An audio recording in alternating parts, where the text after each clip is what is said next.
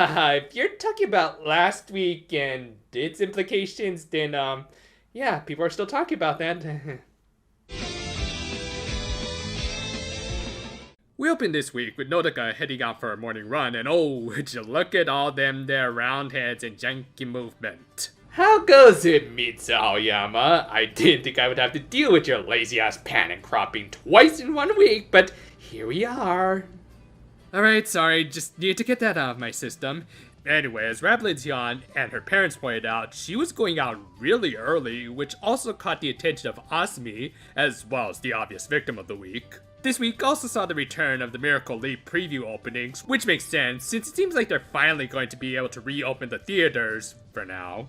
Meanwhile, in the Byogen Kingdom, Guaiwaru had switched from practicing science to cooking, which makes sense, they share a lot of similarities in many respects. Though I think for his sake, he might have been better off with the beakers.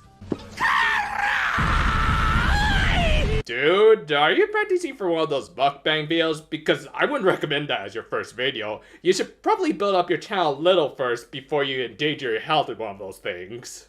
Actually, once again, he was trying to see if adding in more of something like mega parts or peppers in this case to a mixture would give it a little more kick. And okay, while I wasn't impressed by his identical science experiment from a couple weeks ago, I did like this scene a little bit, if only because these faces got a bit of a chuckle out of me. Back with Asumi and the healing animals, we almost got another clip show with them recapping the last couple of episodes. Thankfully it was quick, and Nyatran came to the somewhat accurate conclusion that Nodoka was trying to let out all of her frustrations over all the stuff regarding Darisen through her early morning jogs. He wasn't exactly right, but still, good line of logic there, kitty. Thus, Asumi and her animal friends decided to try and figure out a healthier hobby that would relieve Nodoka of her stress. One, of course, was the standard yelling at the ocean cliche, which Chiu previously partook in with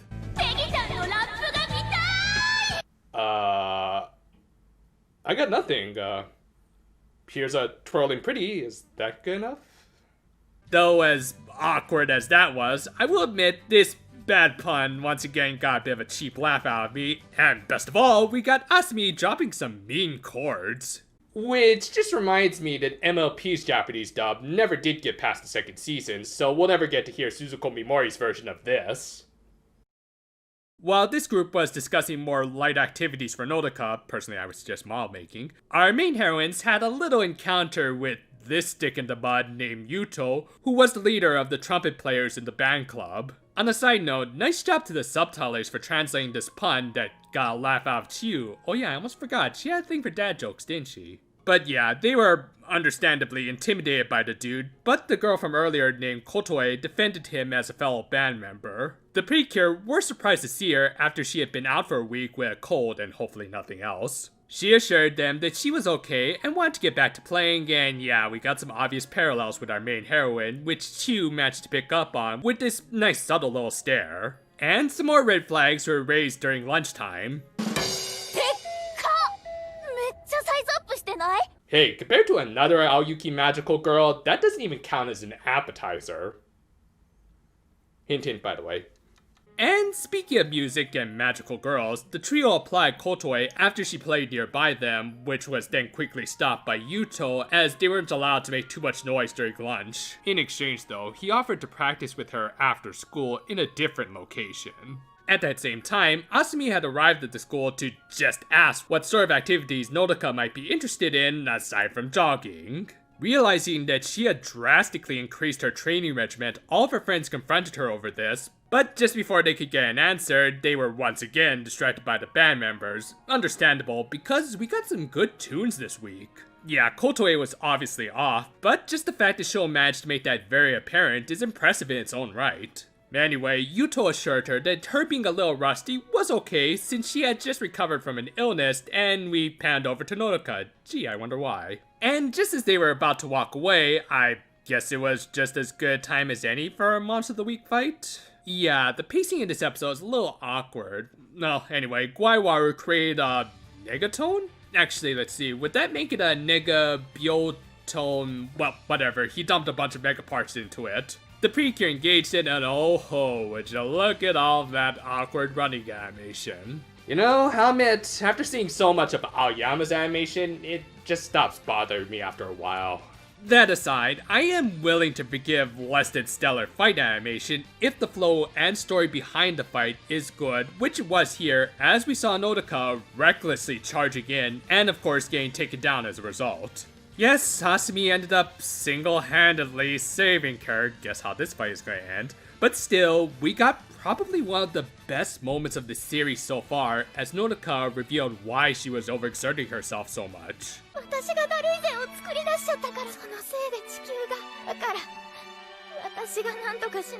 Okay, so after editing last week's video, I realized I might have referenced Kamen X just a little too much, which I will apologize for, especially everyone who's just here for the Precure review. As such, I'll try to make this my last reference to that show, for now. Anyway, much like Emu Hojo, Nodoka is feeling indirect guilt for the creation of her sentient virus that is currently terrorizing everyone. I say indirect because ultimately, it wasn't her fault that Mega Byoken scene infected her, but it is understandable that she would blame herself when you consider this is also compounded with likely the guilt she feels of being a burden to many people during her extended hospital stays. From the doctors and nurses who took time off their busy days to take care of her, to her parents who not only worried about her, but of course also had to front what had to be some massive hospital bills. In fact, when you stop and think about it, maybe that's the real reason why they moved to Sukoyaka in the first place, because they couldn't afford to live in the city. Yeah, they said it was to help rehab Nodoka, but let's face it, 9 times out of 10, the reason an average family would move is because of a significant change in cash flow. Because of all of this, Nodoka, probably more than most Precure, understands the importance of paying her dues forward. The closest I can equate this to is maybe Tsubomi, whose situation also forced her parents to move and change jobs, but stuff like this certainly wasn't the main focus of her arc. Still, for having such strong and relatable morals, I have to say, Nodoka Hanadera right now is pretty much a shoo-in for one of my favorite pink leads in this entire franchise.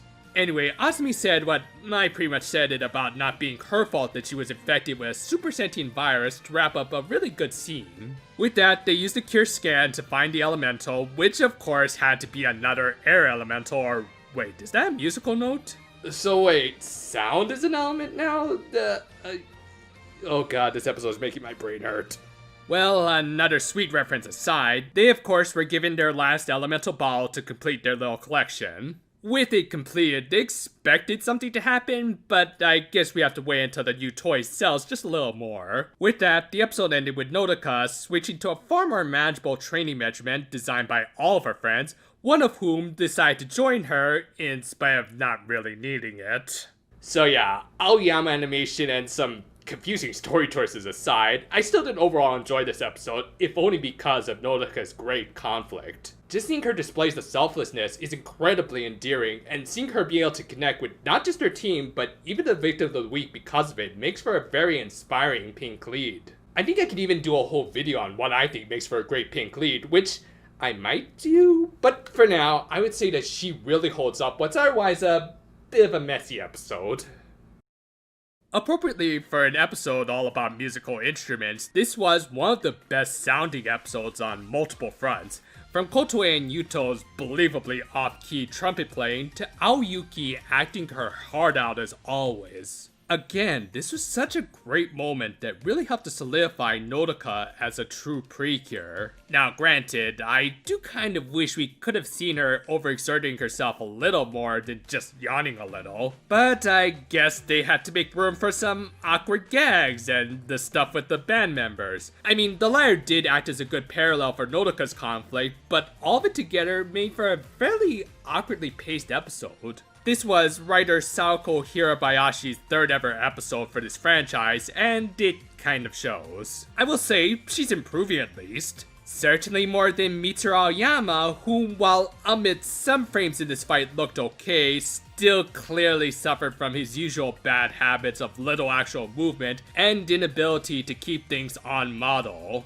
Still, one really good moment can, for the most part, override all of that for me. And of course, Asumi deserved her share of the credit for this scene too. Yes, she kind of did slip back into her usual curb stomping ways, but what's important is that she came to understand Nodoka's distress. Just the fact that this whole scene was about comforting someone who was blaming herself for catching a horrible virus is something I think we all need to hear in these difficult times. Currently, I'm working on my top 13 Higurashi characters list, which thankfully has gotten back on track, so I should have it ready in time for Halloween at least. Following that, and before I get into Gold Princess, I do think it's high time I got back into a certain singing magical girl series next season, so yeah, I look forward to that at least. And until then though, farewell for now my friends, and remember to always stay hydrated during intense workouts. Believe me, making these videos is one hell of a workout.